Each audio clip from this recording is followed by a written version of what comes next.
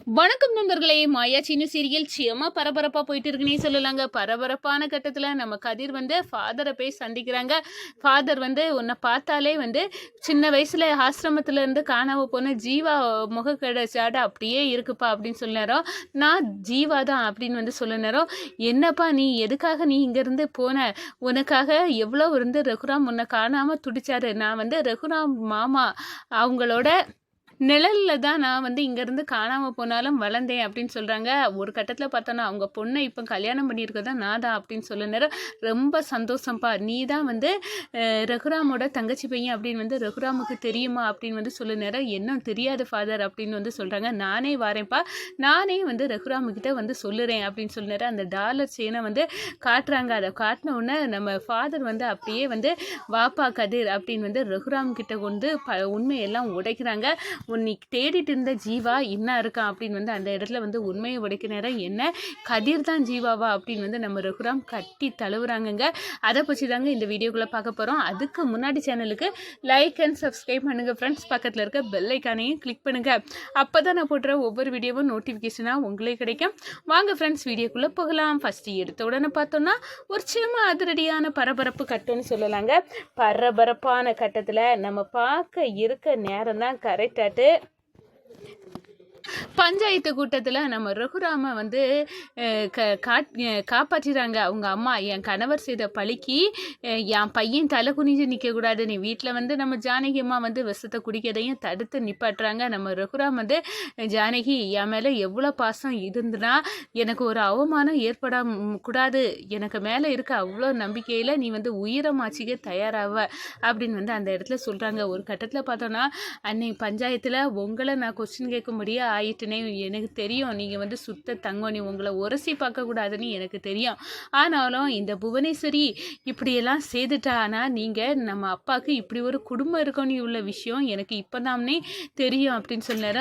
ரகுராம், நீ எவ்வளோ தியாகம் பண்ணியிருந்தா அந்த குடும்பத்தை மறைச்சி அதில் எனக்கும் எந்த பாதிப்பும் இல்லாமல் நீ அந்த ரகசியத்தெல்லாம் கட்டி காப்பாற்றி இருந்திருப்பா அப்படின்னு சொன்னாரோ. இப்போ சரி, சிவரஞ்சனிக்குள்ள பையன்தான் எங்கே அப்படின்னு எல்லாம் சொல்ல நேரம், நம்ம ரகுராம் அவன் கழுத்தில் ஒரு செயின் போட்டிருந்தேம்மா, அதில் எனக்கு ஃபோட்டோவும் அவளோட ஃபோட்டோ சிவரஞ்சனியோட ஃபோட்டோவும் இருந்துச்சு. கண்டிப்பாக அந்த செயின் கிடச்சினா அந்த செயினை யார் கொண்டு தூக்கிக்கிட்டு வராங்களோ அவங்க தான் என்னோட தங்கச்சி பையன் அப்படின்னு சொல்ல நேரம், இது எல்லாம் சுற்றி முறுத்தி பார்த்தா நம்ம கதை மாதிரி இருக்க அப்படின்னு கதிருக்கு பயங்கர ஷாக்கு. அப்போ இந்த ஃபோட்டோவில் இருக்க தான் எங்கள் அம்மா சிவரஞ்சனியா, அப்போது நான் ரகுராம் மாமாவோட தங்கச்சி பையன் தானா அப்படின்னு அந்த இடத்துல அப்படியே அரண்டு போய் நம்ம கதிர் யோசிக்கிறாங்க. இந்த சைடு பார்த்தோன்னா நம்ம புவனேஸ்வரிக்கு கோபம், என்னென்னமோ பண்ணி பஞ்சாயத்து கூட்டத்தில் ரகுராமுக்கு தலைக்குனிவை உண்டாக்கிட்டோம்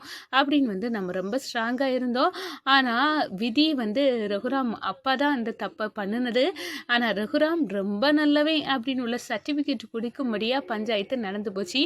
இப்போ அவன் மேலே இருந்த பழியம் விலகிடுச்சு. இப்போ என்ன பண்ண அப்படின்னு மண்டையை பிச்சுக்கிட்டு ரகுராம் நம்மளால் நோகடிக்க முடியலை, அவன் தப்பிச்சிட்டான் நம்ம சதியிலேருந்து அப்படின்னு யோசிக்கிறாங்க. ஜீவாவை வீட்டை விட்டு அடித்து விரட்டுறாங்க. நீ ஜீவானி பேரில் இருந்து ஏமாற்றி இப்படியெல்லாம் நடந்துக்கிட்டு இப்போ எங்களையும் உன்னோட சேர்ந்து நாங்களாம் ஏமாற்றுக்காரங்க மாதிரி எல்லாரும் எங்களையும் வேணும்னே ரகுராமுக்கு மேலே பழிய போட்டோம் அப்படின்னு சொல்லும்படியே செய்துட்டா, இனி இந்த வீட்டில் உனக்கு இடம் கிடையாது அப்படின்னு அந்த இடத்துல அடித்து விரட்டுறாங்க. இந்த சைடு பார்த்தோன்னா நம்ம கதிர் இந்த விஷயத்த மாமாட்ட எப்படி சொல்லுது, நான் தான் உங்கள் தங்கச்சி பையன் அப்படின்னு நம்ம சொன்னால் அவங்க ஏற்றுக்கிடுவாங்களா, வேணும்னே இவன் அந்த டாலர் சேனை தூக்கிட்டு வந்திருக்கான், இவன் ஒரு ஏமாத்துக்காரன் பித்தலாட்டக்காரன் அப்படின்னு நம்ம மேலே பழியை உருட்டிதல்லதுக்கும் வாய்ப்பு இருக்குது. இப்போ என்னடா பண்ண அப்படின்னு மண்டையை பிச்சுக்கிட்டே இருக்காங்க. ஒரு கட்டத்தில் இதுக்கு ஒரே வழி ஃபாதர் மேத்யூவை போய் சந்திக்க தான் அப்படின்னு ஃபாதரை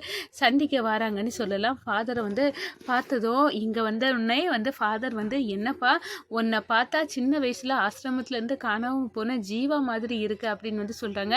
ஆமாம் ஃபாதர், நான் தான் ஜீவா அப்படின்னு வந்து சொல்ல நேரம், என்னப்பா பஞ்சாயத்து கூட்டத்தில் இவ்வளோ பெரிய பிரச்சனை நடந்துச்சு, நீ வந்து இப்போ வந்திருக்க அப்படின்னு வந்து சொல்ல நேரம், என்னப்பா நடந்துச்சு அப்படின்னு சொல்ல நேரம், ஆமாம் நான் சின்ன வயசில் 5 வயசு வரை இங்கே தான் இருந்தேன், அது பிறகு இங்கேருந்து காணாமல் போயிட்டேன் அப்படின்னு வந்து அந்த இடத்துல சொல்கிறாங்க. உன்னை காணாமல் ரகுராம் எவ்வளவு துடிச்சார். அவரோட தங்கச்சி பையன் நீ, உன்னை பச்சை குழந்தையாட்டு பிறந்த உடனே இந்த கையில் வாங்கி நான் இந்த ஆசிரமத்தில் தான் 5 வயசு வரை வளர்த்தேன் அப்படின்னு வந்து சொல்ல நேரம், எனக்கு வந்து ஓரளவுக்கு ஞாபகம் இருக்குது ஃபாதர் அப்படின்னு சொன்னார். ஆனால் இங்கே இருந்து நான் தப்பி போனாலும் எங்கள் ரகுராம் மாமாவோட நிழலில் தான் நான் வாழ்ந்திருக்கேன்.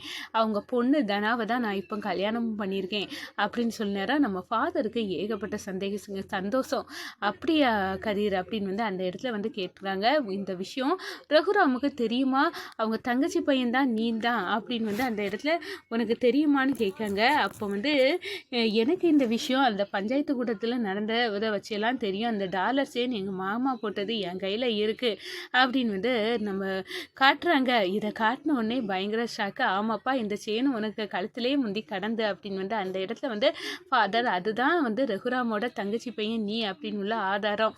இப்போ இதை தூக்கிக்கிட்டு வா, நம்ம ரகுராமுக்கிட்ட போய் பேசலாம் அப்படின்னு வந்து நம்ம ரகுராமுக்கிட்ட வந்து ஃபாதர் வந்து கதிரை கூட்டிகிட்டு வராங்க. என்னாச்சு ஃபாதர், என் தங்கச்சி பையன் ஜீவாவை பற்றி ஏதாவது வந்து தகவல் இருக்குதா அப்படின்னு வந்து கேட்க நேரம், கையில் வெண்ணெயை வச்சுட்டு நீங்கள் நெய் கலைஞ்சது மாதிரி ரகுராம் நீங்கள் அலைஞ்சிட்டு இருக்கீங்க.